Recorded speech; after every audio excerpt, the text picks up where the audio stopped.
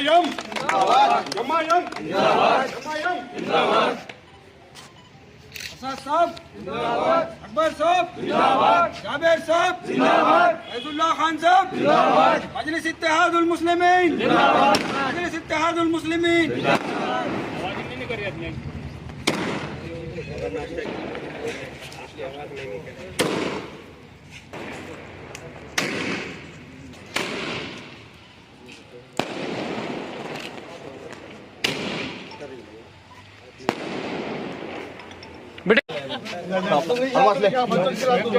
ایک دوسرے کو جی بسم اللہ الرحمن السلام علیکم. آج جو 66 سال ہوئے مجلس کے، اس کی بنیاد ہمارے فخر ملت مولانا عبدالواحد اویسی نے رکھی ہے. مجلس نے ہمیشہ عوام کا ساتھ دیا ہے. مجلس ہمیشہ عوام کے دلوں میں وسیع ہے. 24 گھنٹے مجلس ہمیشہ عوام کے بیچ میں رہتی ہے.